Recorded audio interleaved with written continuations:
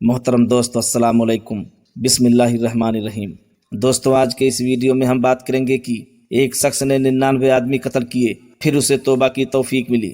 حضرت ابو سعید خدری رضی اللہ عنہ سے مروی حدیث میں وہ کہتے ہیں کہ کیا میں تم لوگوں کو رسول اکرم صلی اللہ علیہ وسلم کی حدیث نہ سناؤں جسے میرے ان دونوں کانوں نے سنا اور میرے دل نے محفوظ رکھا۔ حدیث یہ ہے کہ ایک شخص نے 99 آدمی قتل کیے پھر اسے توبہ کی توفیق ملی تو اس نے روئے زمین کے سب سے بڑے عالم کے متعلق دریافت کیا۔ جب ایک عالم کی نشاندہی کی گئی تو وہ اس کے پاس حاضر ہوا اور فتویٰ پوچھا، میں نے 99 انسانوں کو قتل کیا ہے، کیا میری توبہ قبول ہو جائے گی؟ عالم نے جواب دیا، 99 خون کے بعد توبہ نہیں، اب توبہ قبول نہیں ہو سکتی۔ اس قاتل نے یہ فتویٰ سن کر اپنے میان سے تلوار کھینچی اور اس کا کام بھی تمام کر دیا، اور یوں اس کے ہاتھوں قتل ہونے والوں کی فہرست میں اس عالم کا بھی اضافہ ہو گیا۔ چنانچہ اب یہ تعداد 100 ہو گئی۔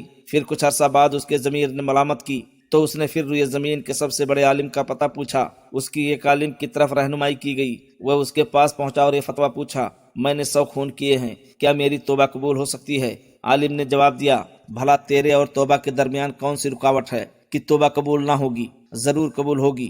جس برے گاؤں میں تیری رہائش تھی وہاں سے نکل کر فلاں گاؤں میں چلے جاؤ جو صالح و نیک لوگوں کی بستی ہے، اور وہاں جا کر اپنے پروردگار کی عبادت میں لگ جاؤ۔ وہ آدمی نیکوکاروں کی بستی کی طرف روانہ ہو گیا۔ راستے میں اس کی موت کا وقت آ پہنچا۔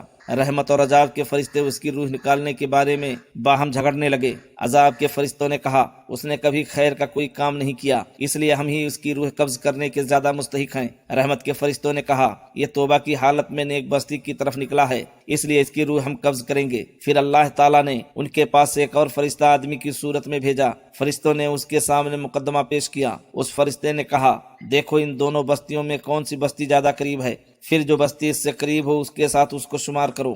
رسول اکرم صلی اللہ علیہ وسلم فرماتے ہیں، جب اس آدمی کو موت نے آ دبوچا تو اس نے خود کو کچھ آگے کیا اور اس طرح نیکوکاروں کی بستی سے قریب اور بری بستی سے دور ہو گیا۔ چنانچہ فرشتوں نے اسے نیکوکاروں کی بستی میں شمار کیا اور رحمت کے فرشتوں نے اس کی روح قبض کی۔